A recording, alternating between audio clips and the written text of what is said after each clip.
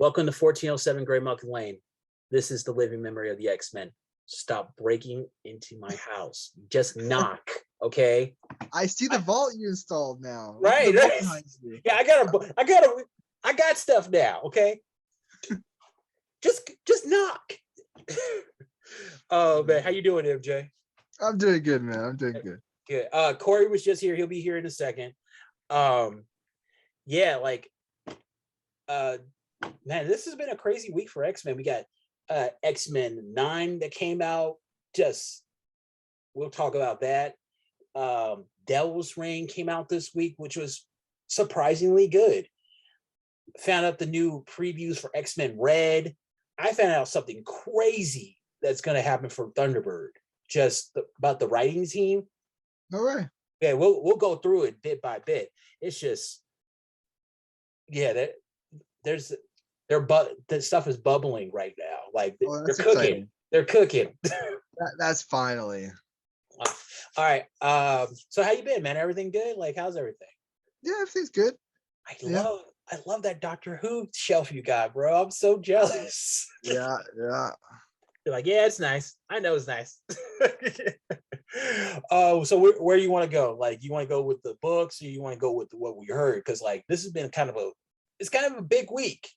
It's big. I'll just talk about the things you want to talk about first, and then if Corey comes in, we can talk about the comics. I'm here. Okay. This damn piece of junk. Oh, there he is. This damn piece of junk. We're coming a bunch of grouchy old man. We're coming those two old Muppets just hate on everything. Stalldorf and Waldorf. Did I get the names right? Yes. Oh man, I saw this YouTuber named Ace Fane. He does these like voiceovers for like existing stuff. He does one for the Muppets, and he channels them so hard. Like they're just mercifully roasting you. Yeah, and then there's people saying how, like, think about it. Stalldorf and Waldorf always do things together. They were always having that theater box to get on Kermit. Yeah. They're the secret LGBT plus couple. Dude, no, like they do the Zoom call where they call Miss Piggy and they just roast her. They just like I bet Kermit goes down on you with a plate of eggs. I think I've seen that. Oh God! And it's she like, man, she's so bad she dated Joe Budden. She's like, it was for a week. I remember Miss Piggy's trigger word was "don't say hogging." Don't. Oh, they said like she's going ham in that dick. Like, yeah, she can't do anything else. Yeah. All right. Okay, so X-Men Red, we saw the preview pages. They look amazing. Yeah. Just we saw in this one, we see Gabriel just like, what you doing, bitch? Well, yeah, like about to power up, because I'm like, wait a second, with the mouth work and everything, I'm like, it looks like they're trying to show powers like the New Mutant who's got no mouth or something. Oh, you talking about Chamber? Yeah, there you go. But I'm hey, he is not. That is not. Chamber is not a New Mutant. He's Gen X for life. Generation X. My apologies. I forget that during the life of a lot of these characters, as they grow, they change clubs. Yeah, yes, they do. Magneto's standard the default outfit is back. The default outfit. So I'm like, all right, okay. How's he going to be feeling and all this? Like, Mr. Eric, do you just want a hug? Do you just need to have like a Goodwill Hunting scene? Like, it's not your fault. It's not your fault. It's not your fault. And just have with him showing up in X-Men Red, it looks like he's the one leaving the Quiet Council, right? Yeah, he's leaving. Yeah, that's there's so much. I think we're gonna learn more as the weeks come on, because like it doesn't come out till like the end of the month, and I'm really excited about that. Like I like Thunderbird. I found out that Steve Orlando is writing it. I'm already down because I like Steve Orlando. Has he done anything X-Men recently? He did that Marauders annual. Well, yeah, he'll be the next Marauders author, and then that annual was showing, "Hi, I'm going to be your new captain. Hi." But this next bit is the best part. He got AEW superstar Nyla Rose to help him write that book. And like she's a Native American, she's a full-on Native American wrestler. So like we're gonna get some stuff in here. Did she say which nation she's from? Talk to you? I can look it up right now. Because like if they're from the Apache Nation, then I'm like, Orlando scored a gold mine, because the Proudstar family, is written to be of the Apache Nation. That is absolutely correct. So if this line of thinking proves correct, Orlando has like a straight from the horse's mouth community fact check. Okay, it says the Oyinda. I'm probably not pronouncing it right, but it's not Apache. But it's still a big get. Okay, yeah. I'm a fan of Nyla Rose. So what comic is he getting? Thunderbird? Thunderbird, he's getting that giant size X-Men book. So they're gonna try to bring back the giant size X-Men thing after pissing Bill off with every Jonathan I'm not sure issue. Unless he's going to go visit his tribe, which I would really like. I remember doing research on Warpath and Thunderbird, and apparently they both spent a lot of time with their tribe and mutant kind. Mhm. It's unlike most mutants who have left their human society. They both return to their human society from time to time. Oh, I like that. No, but I here's like the thing with their tribe though. They were murdered. Like that entire everybody was taken out. I'm under the impression this like they're trying to rebuild it, or they were trying to rebuild it. Not probably, but I haven't heard anything from that. But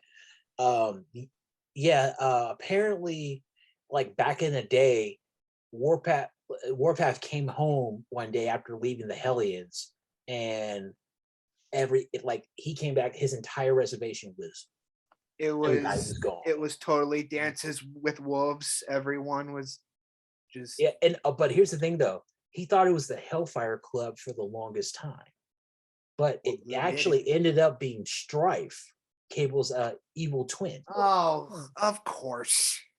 Yeah, but we didn't find that out till way. Of course. And Wait till I would they imagine that sorry, RBR, I would imagine that to satisfy fans, Strife got his, Jimmy Proudstar got his hands on Strife. Oh no, he did. X-Force 73 and 74, where Warpath actually went to hell, ran it and check this out. Darkheart, Darkheart, the I guess the son of the devil, Blackheart, Lord Blackheart. Yeah, he was the one who screw up son.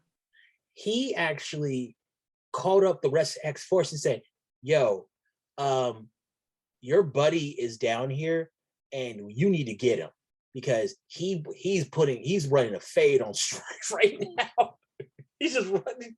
No, it was a really good cathartic motive for him.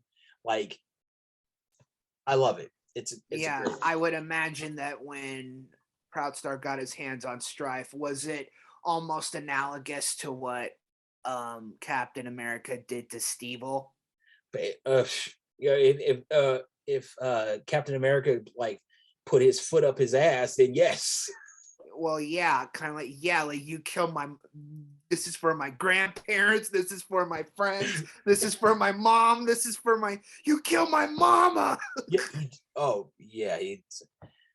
Yeah. And Said way much more elegantly than Arnold Schwarzenegger's Conan. You killed my mother. You killed my.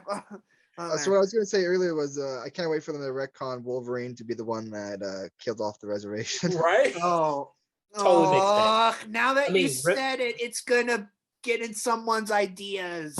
Hey, you know what? Remember back in Astonishing, when they're on that on Genosha, all those Sentinels were coming down on, like, they're like, oh, that's enough Sentinels to take out of town. Wolverine's like, I took out of town once. Funny story. And just so you just made it. You just made it happen, MJ. Yeah, that was the town. Dots. That's what we do over here. Okay. Devils. Did you guys get a chance to read Devil's Reign this week? Oh, I did watch the only Devil's Reign things I saw were the Spider-Man one where Kingpin's son, proper son, right, from that Nick Spencer brought back. I'm like, okay, you're just kind of like your dad, but you love to buy the more pricier clothes. And right, you've got a mask and you like flowers. Okay, I just met you, so I'm taking notes. And I'm like, hey, I was told from the wikis and manuals that you're supposed to be a little smarter than your dad, but you can't even catch Spider-Man's clone. What's going on? What's going on? It does not work out for Fisk's first boy at all. It's this. Well, I was going to read this one, but I didn't, because the last one, it forced you to read the other ones. It wasn't just an isolated story.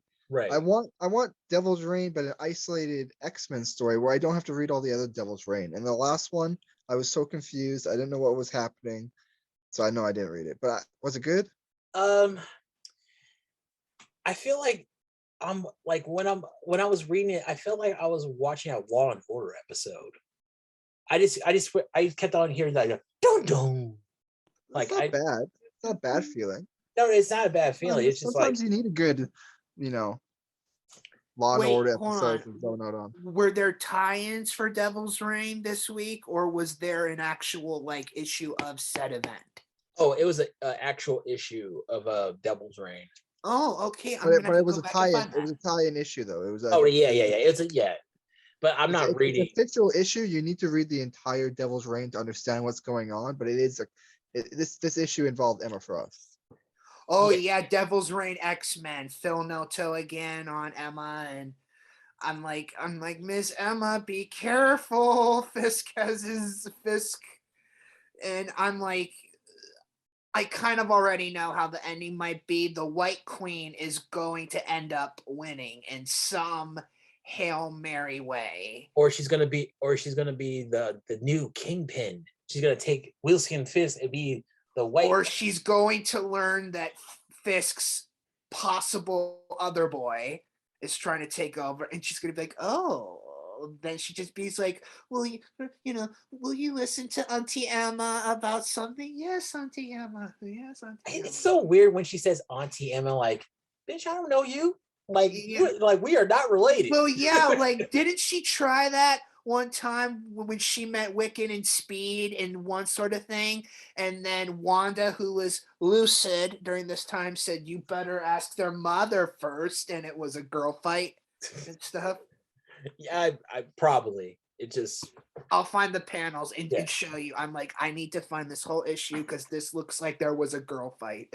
I would just say this, John Walker's U.S. agent is basically how I imagine Captain America in the X-Men books, because he's just he's a dick. Yeah, I was I was really surprised that out of all the people that broke with because Fisk is basically using his new Purple Man cane like Jafar in the Atlanta thing. I'm like like Walker to me seems like someone with some sort of willpower. Not at Steve's level, not at Bucky's level, but more than the average non-powered Marvel character. He's smarter than the average racist. Yeah, but then it's like, okay, well, it does make kind of sense that they would choose Rhino to be the one who uniflips, because Rhino's had a lot of interaction with Miles I think it's in past books and stuff. So I was like, oh, okay, but I'm like, now that I know a lot about John Walker, when he finds out about the Purple Man Cane, he is going to be so upset. I would be too. Yeah, like he's going to want like, hey, Peter, Matt, I know that like you've got a lot of beef, but save some, kind of like Tracy Morgan, save some for me. Save some for me. Save some for me. I feel that. Save some for But me. it was cool. It just felt like a Law and Order episode. Like, well, yeah, I wanted to go like, if this was a TV show, this entire limited tie-in would have been like one episode. That's it. I would call it a reverse Law and Order episode, because the people who would be on the side of the righteous law are fighting for their existence right now. Or right now. And I'm imagining Vincent D'Onofrio saying all of Wilson's lines. Right? You just see it. Okay. Well, yeah. So okay. X-Men 9. That was some good stuff. That was really good stuff. Like, yeah. it rejuvenated my, like, I am not like, we were talking about this earlier this week. I'm completely on board with Dugan. Like, I will never ever doubt him again. Would you say you're ride or die with him, or you're just like, I'm now at full trust, but I fully trust him. Still able to call him out if he misses something, right? No, I would put him in my head canon as the same level as like a Hickman. Hickman is not I'm not diehard for Hickman either. Right. So he's proving himself as much as Hickman did. Now, whether or not he can follow through where Hickman failed, right? Because honestly, in these 9 issues, we're getting more than we got in the entire year from X-Men. Yeah, in these 9 issues, really? we're learning who our villains are. We're learning who our heroes are. We are getting further development. One of the most important things is we're learning what Orcus is, who's working for Orcus, where's Stasis involved in this. Right. We have 2 of the new pedestals that we know who's leading them. Yep. So that's slowly, but that's stuff that's fulfilling a promise that we were given. Right. And like, I was on board with Dugan when he started, because he said in an interview that the beginning of my arc, we're gonna find out why each X-Man is on the team, and we haven't really gotten all that. We haven't even gotten all of that yet. We don't know why Rogue. We don't know why Rogue's on the team. We got everybody else, but it's just like Sync. I don't really fully understand. It took a reread for me to grasp that one. Apparently, Sync is because he voted X-23, his selflessness.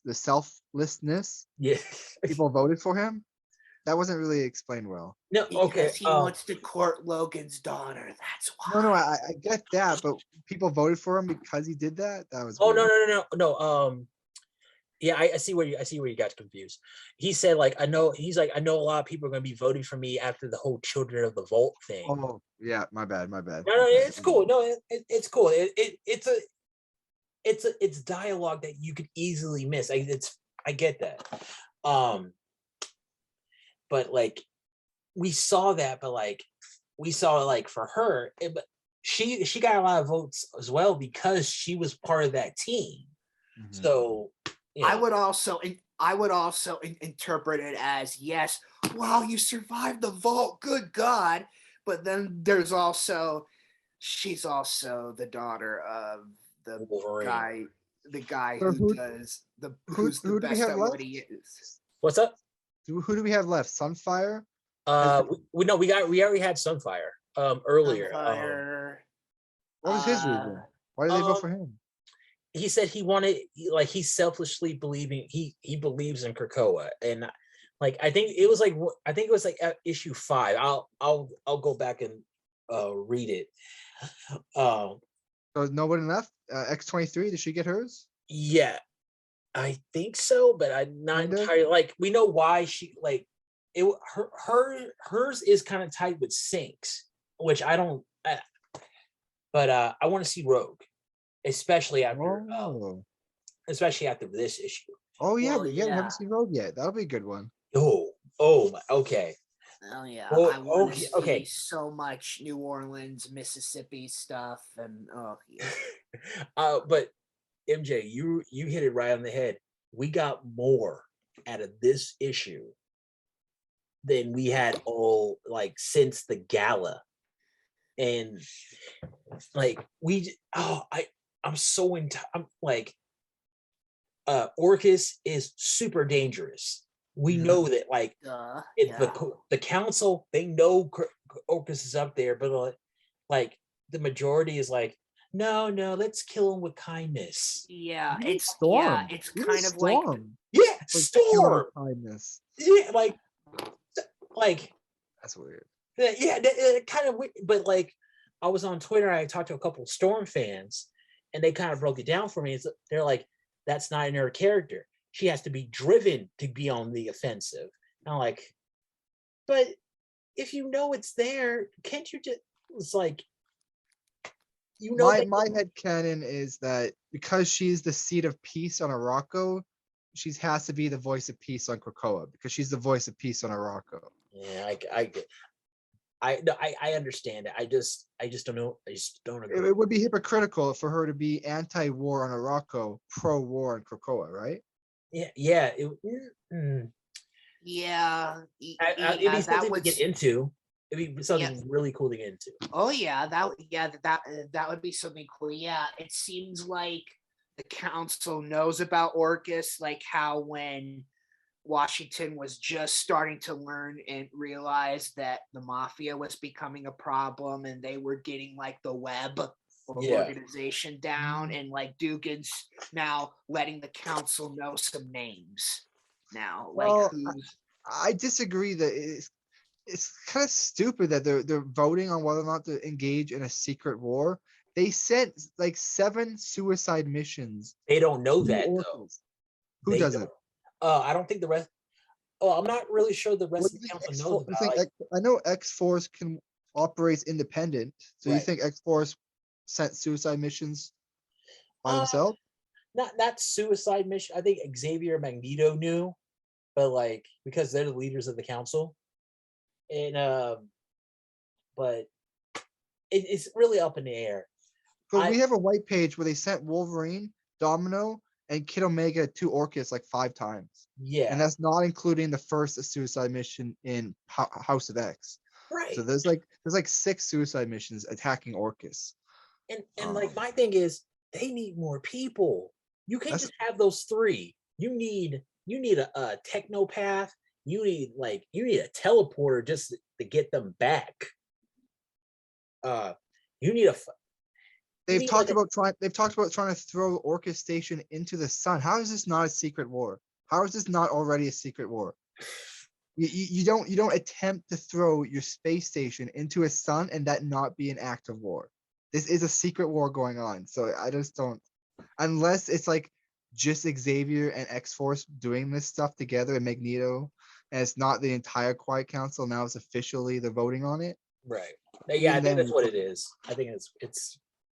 But also like with that, those 5 X-Men said no, we don't want to do it, but they didn't have an alternative.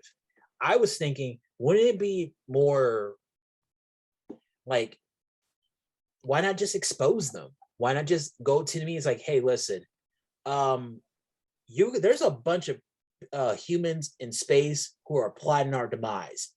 Y'all need to take care of them, or we will.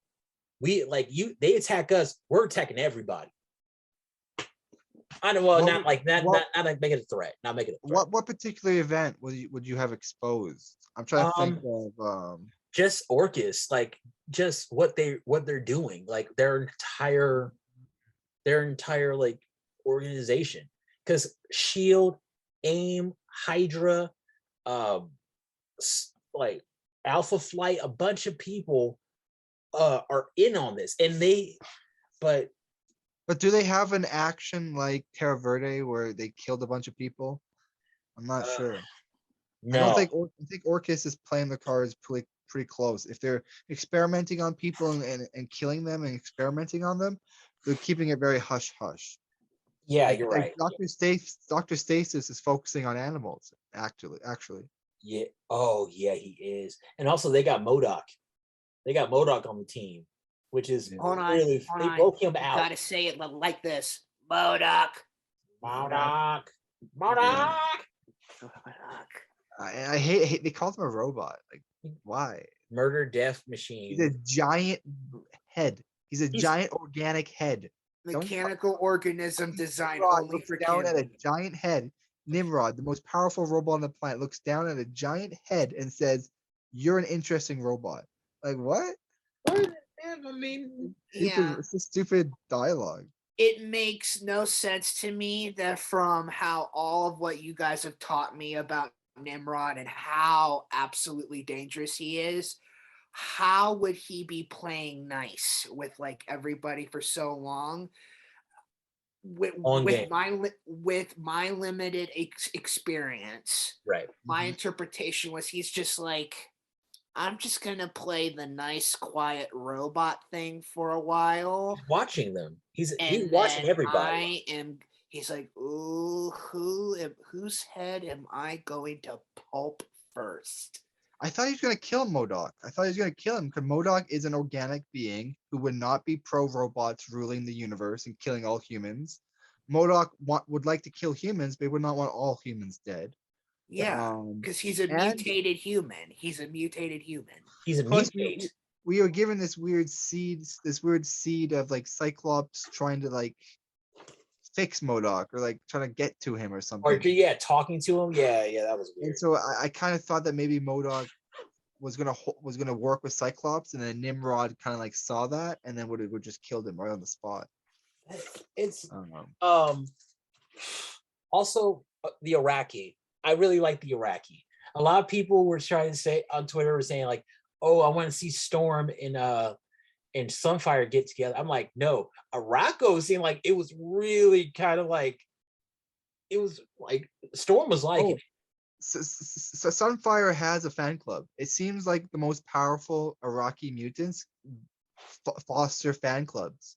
They generate these kind of like these led like this I don't know, this presence. They're celebrities.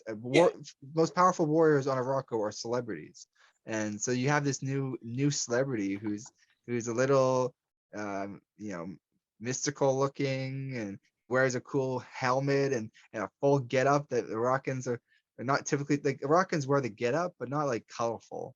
So Like Sunfire is and plus he's a hothead. He would like the way he used to be. He was just like he would run a fade with anybody. He's like, you look at me wrong. Whoa. Like that's why he left the X-Men. He told Xavier after that first time, like, hey, I said I help you with this. Fuck you, I'm out. you know what I think his nickname might be? I've been thinking about it. So remember I was talking about yesterday that because he killed such a famous Iraqi mutant that they will give him a nickname. All famous Iraqi mutants have nicknames. Mm-hmm. I'm thinking he might be the Red X-Men. It's kind of simple. It's a little too simple for such a powerful individual, but he's an X-Men, and when he burns, he's red. So it could be they call him the Red X-Men. Or he who X-Men burns Red. brightest. They'll give him a title. Like I like think the X will be involved. Yeah, the X will be X-Men involved who in burns music. the brightest. The brightest X-Men. I like. Yeah. I like. Okay, let's get down to the real meat of this issue. So my favorite part. Remy got to meet his other mama-in-law. I'll let you guys go first because Yeah. my exposure to the Rogue and Gambit relationship was Kelly Thompson's Rogue and Gambit Ring of Fire miniseries. Great art, great dissection of the relationship. So generous to Rogue in terms of appearance and all of them swimming together. See, I'm like, Kelly, please, what are you trying to do? Kill me? Kill me? Yes, he's trying to kill us all. But and then Mr. and Mrs. X, and Mystique, although the art for that was a little too glossy, like bordering on like anime style almost, right, with the faces at least. Mystique behaved herself. She came under a good flag of truce. But then it's like, oh yeah, now they have to meet the other mama-in-law. And she's behaving like an old Victorian, old stuffy Edith Wharton Victorian woman who's just like looks at Remy up, looks at him up and down, and just says, "Common as shit." Yes. Yeah, go ahead. I think she's seeing something. I think it's two parts. One part, Destiny considering herself to be like her and her children, like considering them to be too high class for a country kid like Gambit. like Gambit. But I do think she's seeing something in the future. Not that Gambit is going to do something evil, but I think she sees something. Rogue is going to do something great, and that because she's doing something great, she needs someone beside her that could be equal to that, and she doesn't see Gambit being equal to that. Well, is he even a Cajun bumpkin? Wasn't he a New Orleans city boy? Yeah, like a New Orleans slum kid. Okay. Let me. All right. I'm gonna jump. Jump in. Yes, and it's really funny that Destiny calls him a country bumpkin when they found Rogue in a field living off the land, dirty, looking like one of the kids from Lord of the Flies. Like, are you serious right now? And in Destiny. Well, I think, sorry, real quick about that particular element. I think she's more talking about not where you started from, but where you are now. And so Rogue right now is one of the most powerful mutants, and she's only going to get more powerful. One day Rogue is going to take in a big chunk of the Phoenix Force. One day she's going to take in a chunk of a Celestial. One day she's going to take in the chunk of a Phalanx. She's going to rise to be god level power for the mutants. She's going to be one of the more powerful mutants in the future. At least I think, if she lives long enough. Whereas Gambit today, he's just still the same thief he was 10 years ago. He's the king of thieves, though. He's our thief. He's the absentee monarch of the Marvel Comics. He's Aladdin. He's the Aladdin in this bitch. Like, he's like nobody can steal nothing without going to him. Like, but I love how Gambit was just like he was kind of like dodging all her. He's like, okay, why don't you like me? Oh, you're not good enough for my daughter. You're this, and a bumbling gambler. He's like, all right, fold up. I'm a great gambler. yeah. I like how he was like, yeah, okay, fine, but hold on. Like, facts. Wait a second. I'm the best. Yeah. Right, but while her daughter is a shining beacon for hundreds of mutant worlds, her husband is just going to be a ragged gambler who's the king of thieves amongst a couple hundred worlds, but he's just going to be he's not going to achieve what Rogue is going to achieve. And I think there's going to be and she might be the one that tames the Phoenix, something like that. That we know that Phoenix gets tamed. Yeah, she might be the one that achieves it, and Destiny might see that for her and be like, this guy who's going to be pushing you to have a family and children and have a normal life, while you're supposed to be the future leash holder of the Phoenix. See, like, I would agree that she sees something better for Rogue if Gambit didn't destroy. Like, he said, like, you know what? the difference, we both love her. The only difference is I love her with no strings attached. And like she had nothing to say. She was like, I hate you, because he's right. No, I agree with you. He's right. He Oh, yeah. ultimately is right. At the same time, I think Destiny has a point. No, yeah, she has a point. Rogue No, has no, no. a good future, and if she's pushed to have a children and not be a warrior, she's not achieving her potential. Yeah, to her, maybe that's what maybe Rogue wants to be a mother. Maybe she wants it. Like, because come on, we're talking about mutants always lose here, And Yeah, the one time mutants win is when we tame the Phoenix. So if we don't tame the Phoenix, we don't win. And maybe Yeah, she's the and key to like taming the Phoenix. it's true.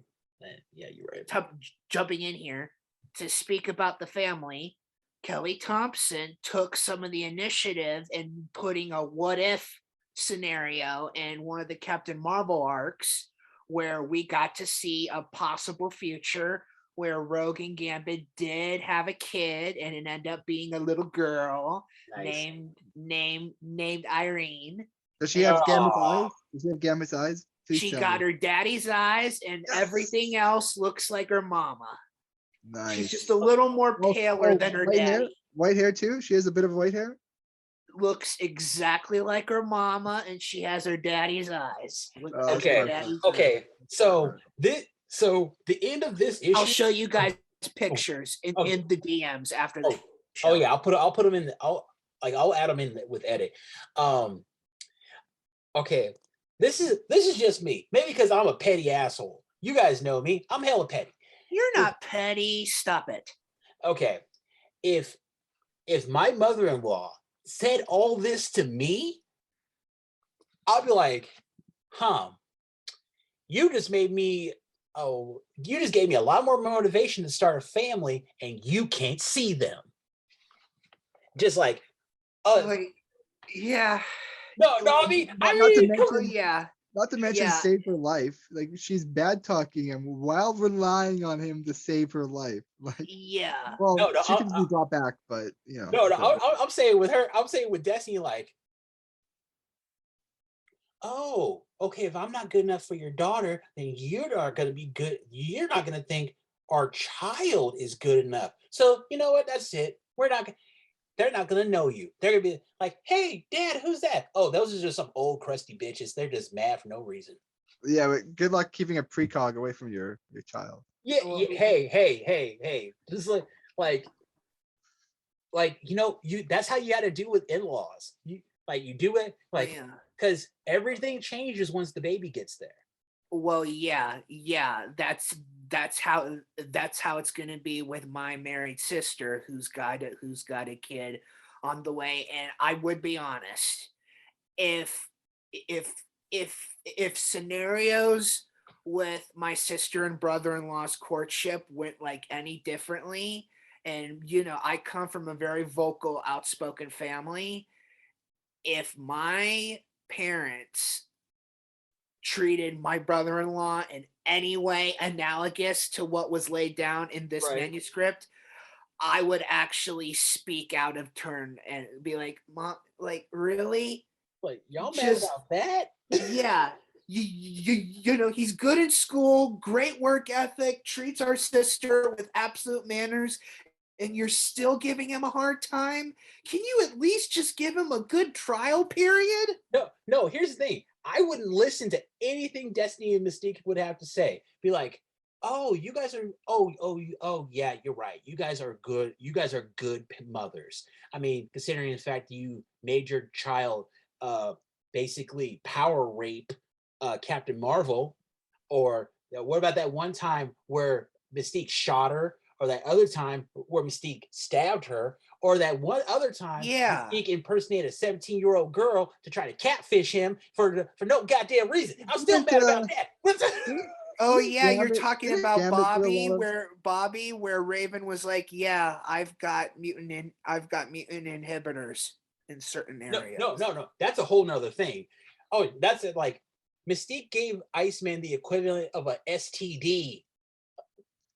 But didn't Gambit do a lot of fucked up shit too? Isn't he like partly responsible for the death of the Morlocks? Yeah. No, that's old shit. No. he's not. But Gambit's not. And not Gambit's not saying I'm a great person. Gambit is like he It was seems being like respectful. well, he could have gone to her when she was resurrected and be like, I want to like, I know my wife or girlfriend doesn't want to come see you, but I kind of want to repair these relationships. But he didn't do that. Instead, he's thinking, I'm better than you, so I'm not He gonna come is to better you. than her. You can call his dad right now and say like, "Hey, Dad, I'm sorry. Like, I know we had issues, but like, I'm sorry. I love you, Dad." We're He had a talking chance about though for redemption. We're talking about Jean-Paul LeBeau, Yes. Remy's dad, who I've only seen once. Yes, he can call He his had dad. Gambit had a chance for redemption. Destiny didn't really get that chance. So I don't I think don't know. she I feel wants like Gambit. I feel like Gambit. I'm sorry. I'm being too hard on Gambit, but I think if I was the writer, I would have had him go to Destiny and try to work on the relationship with Destiny and Mystique for Rogue's sake, and then have Destiny throw him off and be like, I don't give a fuck about you. Rogue is gonna come back to me one of these days and give some prophecy about it, and then Oh, that's how I would have that go. you know who Destiny and Mystique remind me of when they do this? Patty and Selma, Marge Simpson's older sisters who just hate on Homer all the time, and I'm like, you guys are just crusty, dusty old hags who have nothing else going on, but you guys just love to hate. But but but you want Road to come back to you, and but also one thing about Gambit, I give he would not allow Mystique and Destiny to get that close to Rogue for them to manipulate her again. He was like, "No, you're not going to do Oh that. no, That's yeah, my wife." yeah, Rogan, yeah, Rogue and I are married. She's my share, and if I feel any fault line wrong, I'm pulling the defensive spouse card. I Right, but Krakoa, the age of Krakoa is all about family. We have the House of M and the Wolverine house that's kind of forming. Tentative Oh House of Wolverine. no, okay, come on, MJ. Uh, Compared to Mystique and Destiny, Magneto is just like a dad who came every weekend, but he's still better than them. Yeah, no, yeah. I get Compared to that, but what I've been taught about Raven and Irene, Logan and Eric are 10,000 football yards ahead. They're still not A plus great sitcom dads, but their records are much better. Logan Or- plays Russian roulette with his children, and one of his child is like 12 years old. So I mean, hey, who are we to judge? They're a fucked up. Their father is a Canadian white trash out of time. He screwed up in the head because his memories are etch-a-sketched every writing campaign. So Yeah. of course, in his mind, Wolverine, hey, my Wolverine boy has claws. perma-killed. I've got claws. Let's claw play or something. Wolverine perma-killed like 5 of his children. So Yeah, he did do that. But they're Which alive. ones? But they're alive now.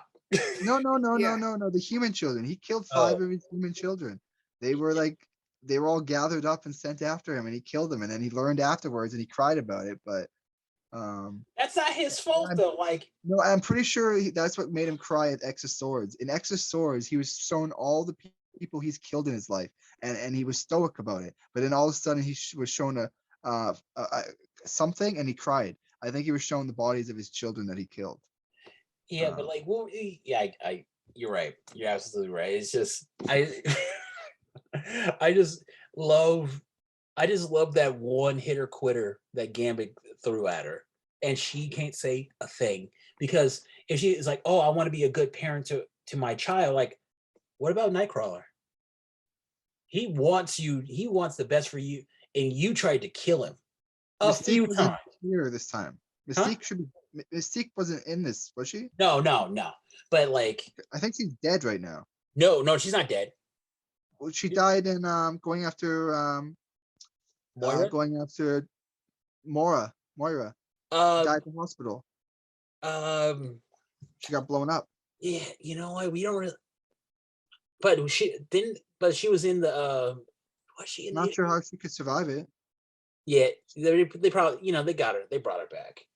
Oh yeah, they brought it back, but I We I don't know. We don't remember know we don't know where this lines up with her. I remember Destiny saying Mystique was busy, and I thought that was kind of them hinting at she was dead, and she was kind of covering up until she was resurrected. Oh, okay. I'm with that. But going like also Bishop, that little data page when he Oh was yeah. like, Oh yeah. Bishop is It's a remember little something. upset about unclear indecisiveness from his superiors. He's getting a little upset. It hints that he knows something, which is the first time that we're getting a confirmation that his timeline is the Krakoan timeline. The well, timeline he's from is an alternate Krakoan timeline where Krakoa was defeated, but like he knows all these events. He knows of Krakoa. He knows something. He implies the white page implies that he's going to reveal a secret. but the thing with him though, like where in his timeline, he knows about Nimrod. He knows how dangerous Nimrod could be, and it's funny how they all know how dangerous Nimrod is. And if you But real quick, I think that his future is being retconned to being the dystopian Krakoan future.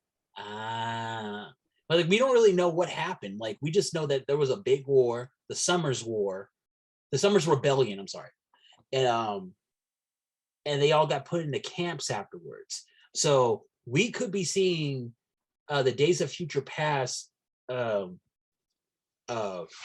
timeline really progress. We're close to it at least. Like all we need is just a fuse. We need something to spark that. And but yeah, I love this X-Men book. It gave me everything I wanted. It fulfilled the promise. I wish Bill was here so we could get his thoughts on it because Would you be prepared that a lot of I don't really know if I don't really know if I want to speak on that. Never mind. Yeah. All right. But next week we have Lives and Deaths of Wolverine, a double because it got pushed. The lives got pushed. Some of the writers were talking about printer backlogs and delays again. So are we getting anything else besides that? No. Fox. That's stupid. I'll look myself. But yeah, man, like hey, I get a week off. I'm good, man. It's just I just nothing else I can say about this book. I mean, the art Pepe Larraz is just about on 10th issue, and he's still so it looks like X-Men in his docket. Sync is not the one leaving the X-Men. It looks like Sunfire is leaving the X-Men, right? Well, it looks like he's just like, well, he did say that he wants to see how far he can go with his powers. Like he can fly in the vastness of space. According to Blurred Without Fear, it's looking like the Fire Chick is going to win the election. Oh, Firestar? Yeah, I like Firestar. And Angelica Jones. And if she wins, that would explain why Sunfire is being sent off into space. Joining the X-Men Red, kind of. I don't think he can fly off into space. I don't think he can travel that far. I think he's just joining X-Men Red. I just want to see what he can do. Like how far can because like we don't really have an Omega or at least like a hierarchy of like who's the Omega and Fire wielders. I mean, Human Torch. It's gonna be better than him, I think. We have Sunfire. We also have Firestar. We have Sunspot. We have Magma. We have Okai. Oh no, we do have a book next week. Sabretooth. Number 2. Oh yeah. I am excited, and like I saw the preview pages for that are crazy. Like it's like a horror movie. Like they're all running away from Sabretooth like a smart person would. I don't like that. I think those 5 should have been able to be more powerful, unless he's like all powerful because this is like his dream realm. Yeah, those 5 should have been more powerful than him. Oh man. He's powerful, but he's not as powerful than that one chick is icy and hot. One of the guys has like a power to make things soft. I don't think he could stand against them if they fought him without him Well, being all you know, powerful. well, it's also fear because Sabretooth has a rep. Sabretooth has Yeah. no like Sabretooth was kind of Yeah. like Boogeyman. Yeah, in my interpretation too, Sabretooth has the same verbal clout as Frank does. Like, hold on. Victor Creed? Victor Creed's coming to clean up loose ends? Screw it. You know, like that thing you showed me. I'm out. I'm out. I'm out. Well, just looking at Sabretooth would be kind of like looking at Venom. Like you're looking at a giant fucking beast. You know, like Venom is more scary because he's like, I almost said black, but he's like super fucking dark. Like, you know, like it's like I know. I'm just giving you. Like he's just so black. What? What does that mean? You should have done this, Derek. Like, huh? Kind of like, but part of me is like, yeah, you got a point there. Yeah. All right, you guys. Master Jarl, Corey, I'm 1407. We'll see you soon. Bye.